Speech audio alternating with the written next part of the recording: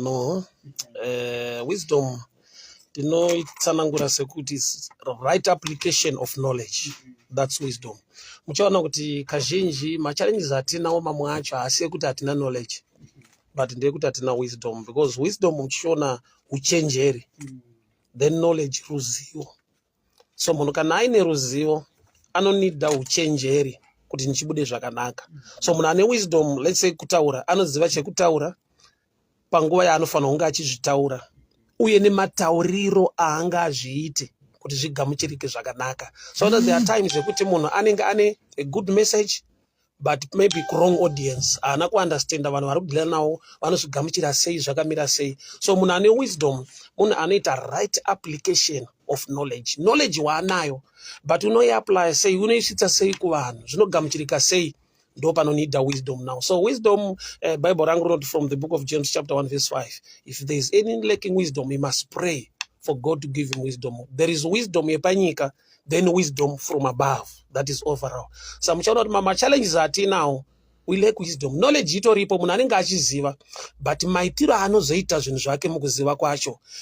You can mess up a good thing wachiita pa wrong time. Time pachayo. You can mess up a good thing wachiita pa wrong time. Kana kuti unogona kuita mess up zvinhu, wataura zvinhu chaizvo, chokwadi chaicho, but panguva isiriyo ende isina kufanira. So munhu unotonida wisdom. Day to day life, unonida wisdom. Apa ndoti kudii, apa ndiri kutaura nani. Zvafanira kuti une munhu mukuru wauri kudhila naye pazvinhu kana kuti ataura zvinhu sirizvo. Uchida kumukorekta, uchida kuadresa nyaya yaaita, element kana kuti respect inofanira kuramba iripo. Why? Nokuti munhu mukuru. Zvekuti atadza zviri pachena, munhu wese anotadza, but kuadresa kana kuti kudhila nemunhu mukuru akanganisa, you need wisdom. Why? Because ungangodaro une mafacts chitaura chokwadi, but nekuti waleka respect hazvigona kugamuchirika. I remember ndine clip so yakamboita viral yandaitaura kuti kutsura munhu hakuna anoramba kutsurwa, but kune matsuriro ekuti munhu anojustifya. Wasvika munhu ari kuita fodya, muti munoramba papo, hamuna kudzidza, chichi, anodza ndangu. Hazvire kuti anotofarira kurowa mapapu iye. Haazvide. But inyaya yekuti uri kuzviadresa in a way, it's more like an insult than advice. You see? So mu life munonida wisdom. Vabereki kutaura nevana vavo, they also need wisdom. Because nyangu ari mwana wako, but munhu anotofunga. Mubereki wako anogona kukukanganisira iwewe semwana chisingachinje mubereki wako. So kana uchitaura naye uchida kumuonesa chokwadi chiripo, leave that room ye respect. Inotiprova kuti munhu ane wisdom.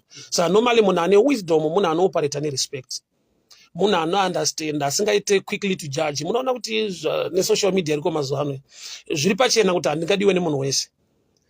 Zviri pachena kuti handingafarirwe nemunhu wese izvozvo, but there are times ekuti vanhu vanotaura against you, zvaunofanirwa kuona kuti iyi criticism iri constructive here, kana kuti iyi criticism iri kubva pajealousy, because vanhu vagara vane nyaya dzavo.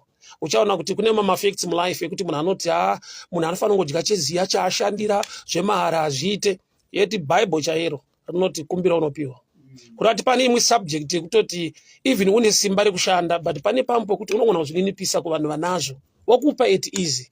Saka vanhu vanofungidzira kuti aiwa, ukasashanda icho chichauya chemahara icho chosiya. Munhu akuudza izvozvo akapfuura panza, akabuda panza, akaona $100 iri pasi, anonhonga, haana kuishandira, ende hambofa akaitora oendesa kupolisi kuti ndine maprinciples angu inini, handidye zvemahara, ndauya newayara ndanhonga parodha, but never. Vanhu havadaro. Saka kune imwe half truth iyoyo. So kana une wisdom, inzwa zvinotaura vanhu, but balance mafacts ako, kuti vari zvitaura vachirevesa here, kana kuti munhu ari musituation yekuti pamwe pane munhu ari kupa vanhu zvinhu obva ati ina handipiwa, handiite izvozvo, yet chinhu ichocho anochida, but haasi paposition yekuti agone kutochitambidzwawo.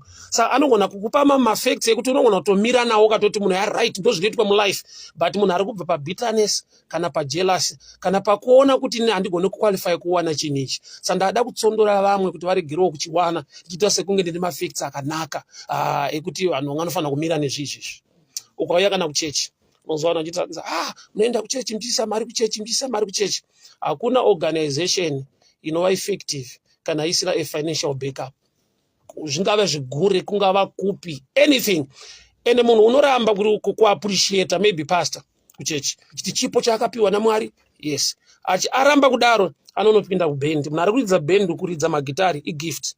Munhu ari kutamba bhora igift.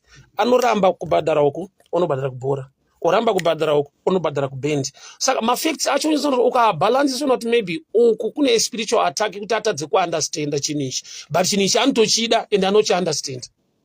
Tine zvinhu zvinorambwa nevanhu pavanhu, but pamareal facts ewisdom zvinhu izvo zvavanozvida ende vanozviita, but inyaya yekuti dzimwe nguva vada kubuilda a name yekunge vanhu vari right. Truly Bible not a good name is more than riches. But kana patonzi more than ya comparison, which means there's an element, cannot a percentage yekuti you also need riches although you have a good name. Because a good name haibhadhare kombi ukapinda mukombi. Ndopinda mukombi ndoti ndiri pastor, I'm a man of God. Washuka town of Wanzi, komari yacho oti I'm a good man in the society. You also need money. You also need riches. So a good name is more than riches, but there's a percentage yekuti a good name haigoni kukupa chinhu. So ma facts arimo muupenyu, arimo mu life yekuti munhu akashowa wisdom anoti I'll just have a good name, zvimwe zvese hazvina basa. Pangonzi more than ya comparison. Zvafane statement yekuti munhu ararame nechingwa bedzi asine shoko rinobuda mumuromo waJehovha. Pari kunzi munhu ararame nechingwa bedzi, pari kunzi bedzi, pari kunzi there's a percentage yekuti chingwa chacho ukatochishaya unotofa. Shoko raMwari ririko. You need food. Saka there are times yekuti vanhu avabalance mafacts nekuda kwokuti we lack wisdom. Munhu anenge ane the truth on the ground, ane knowledge, but ndaimbonamatira mumwe munhu kusititizwa ndinamatire Bible rinoti munhu uchadya cheziya. Ukanyatsoverenga statement iyo punishment yaipiwa Adamu atadzira Mwari, haisi original plan. It's good kuti munhu anomboda ziya achishanda, but eating out of sweat yange isiri original plan. You sweat in working and eat, but your provision iri kuya through God by His grace. So when you trust your sweat, usinga trust the grace, you have missed the line. So uchaona kuti vanhu vanenge vane mafake, vane knowledge yavainayo, but right application, which is wisdom, ndo isipo. So wisdom haingobva pakuti unongoida. You ask, book ra James 1:5 rat, if there is any lacking wisdom, you must ask from the Lord. Saka with wisdom unoanalyze zvinhu, une mafacts on the ground. Haungomhanya criticize chinhu, haungomhanya kumira nechinhu because hamfesi wangu sandomira naye. Unogona kumira nemunhu ari kuita zvinhu serizvo, unogona kucriticize munhu ari right nokuti hauna maoriginal facts on the ground. I'll give this is more like a joke kuti ukaenda kune mumwe munhu ukamuti monkey anokuti akusuyu uri kundiinsauta. The same person ukamuti makadi mukanya anokutengera drink is the same monkey in a different manner. Uri kutaura zvetsoko but waitaura kuside kwekuti anogona kuirespecta, but ukamuti monkey, that's an insult. So I don't know, itsoko one yapresentwa in a different manner yaakugamuchirwa okuichirambwa. Saka mafacts ndeyekuti kana wane wisdom now otozati chinhu ichi munhu ichi anochida, but ndikauya nacho ndichiti monkey agamuchire, but ndikati mukanya anobva asekerera. But it's the same monkey thing. So uchaona kuti ndo zvazviri mulife. Munhu akava newisdom, you know what to say, when to say, and how to say it. Munhu ane wisdom munhu wekuti anogona kuziva kuti ndiri kuenda kunodhila nevanhu kunzvimbo yakati, vane matraditions akati. Kana wakupresenta chinhu chako ikoko, don't come in a way yekuinsauta mararamiro nezvinhu zvavakatenda. Come in a way yekuvabvisa uchiimprova, because kuimprova hakusi kupanduka. But kana uchunza improvement kuvanhu, hautange nekushora zviri on the ground. You win them by becoming one of them. Vanotaura vanoti if you are in Rome, do what the Romans do. Kureva kuti there are times yekuti uda kuvaunza pane imwe level iri better, but pane yavari usati waiinsauta vashowe a good thing. Ndaitaura kuchechi tikati vanhu vari kuuya kuchechi ngavaregere kunwa doro, ngavaregere kuita zvakati, ngavaregere kuita zvakati. Varegera vanozodii? Because panofanirwa kuva chinhu chinokavha izvozvo zvavaita. Kana ainwa doro ngaachinwa madrinks kuno.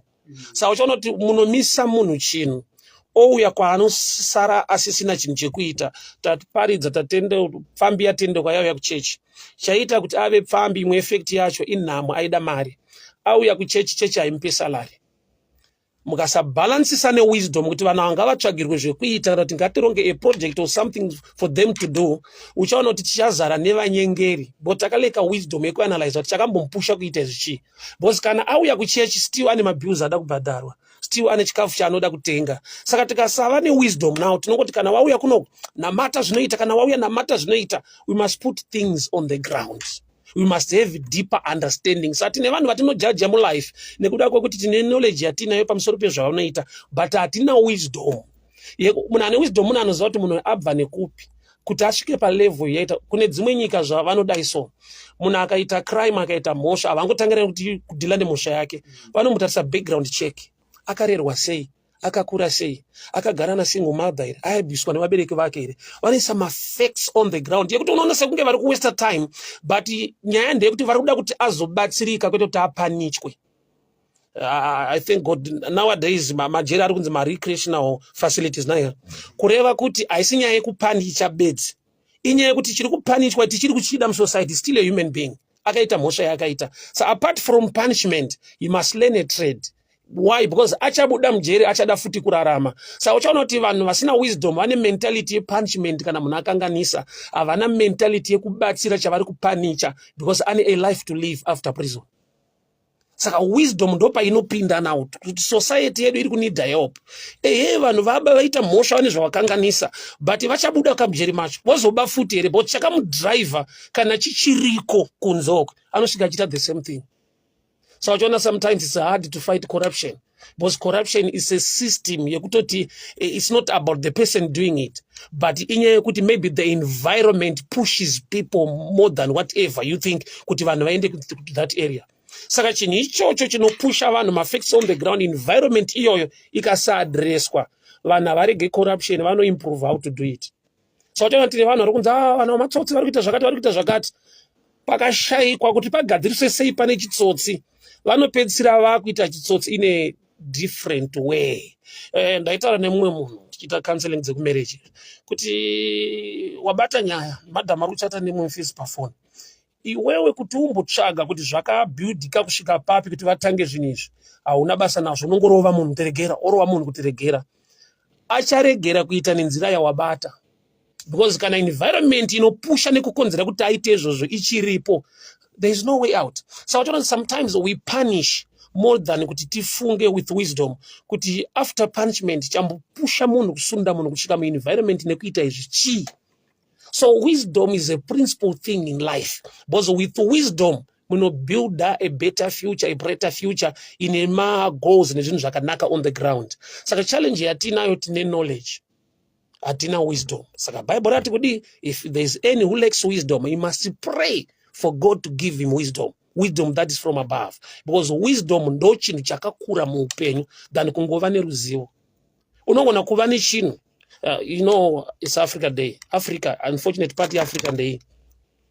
Africa is not poor, but Africans are poor.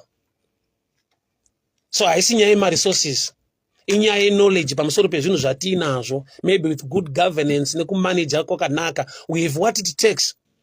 But uchaona kuti asina zvatinazvo isu seAfrica is richer than us.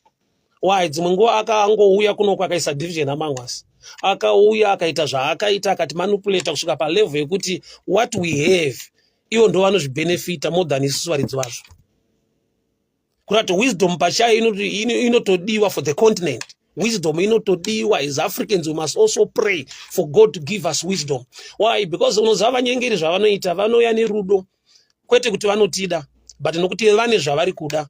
Sa vanopresenta zvatiri kuda isusu, kana tazvida votora zvavari kuda. I'll give you this example. Munhu anoda kubata hove anoenda kunotsvaga mafishing worms, haadyi mafishing worms, anodya mafishing worms ifish. Saka unotanga watsvaga zvinodyiwa nehove kuti udye hove. Saka Africa yakapiwa a bait now, and that trip inotoda wisdom and the grace of God to come out of it. Why? Because we start to know kuti tinoita a mind, takasiwa tine a mind yekuti we can't do without them. To an extent yekuti zvinhu zvatinogona zvatafana kunge tichiitawo as Africa atiite. Why? Vakaisa masystems already yekuti tiri mutrap. Hauna kwaunoenda nako usina kuita pass through their hands kana kuti zvinhu zvako zvipfuure nekwavari kuti zvipiwe value.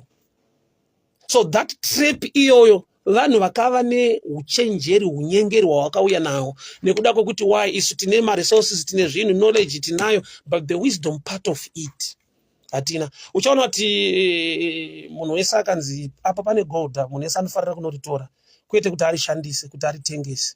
Chatinoziva ndechekuti gold rinotengeswa hatizive kuti rinoshanda. Unoziva kuti munhu anosvika pazera randiri rino uchimubvunza kuti Diamond rinoshandei, anokudza kuti handizivi asi ndikariwana ndotengesa. Kutokura chaiko munhu mukuru muno muAfrica, murume mukuru kubvunza kuti panzi pane ngoda apa munorida, anokudza kuti uda kuridini, unoda kutengesa. Why we think kuti zvinotengeswa hatifungidziri kuti zvinoshanda. Ndaita research kuti saka vanhu vari kunzi vanotenga diamonds negold chava kungonesa murume wokiya chete. No, kune yusi yazvo chavakati nyima knowledge yekuziva kuti zvinoshandei. Saka isusu kwavari mabhaya chese chatawana ngachiende kwavari, vatipe mari. So ndakazoanalyze kuti these people mari yavanotipa haisi the actual value yechinhu chedu. Why? Because vakatipa the real value havana zvavaita, ibusiness vanofanira kubenefita. Saka mari yese yavanobhidha neyavanotaura pamusika pacho pastock exchange and everything zvinhu zvavakatoronga for their own benefit. Why? Because takanyimwawo imwe deeper knowledge which is wisdom concerning what we have on the ground. So wisdom inoshanda kunyika, inoshanda muorganization, inoshanda mufamily, inoshanda mukurarama muupenyu. Uchaona kuti kune mafamilies ari divided nekuda kwokuti they lack wisdom. Kune vanhu vasiri kuwirana murelationship. Why? Because they lack wisdom.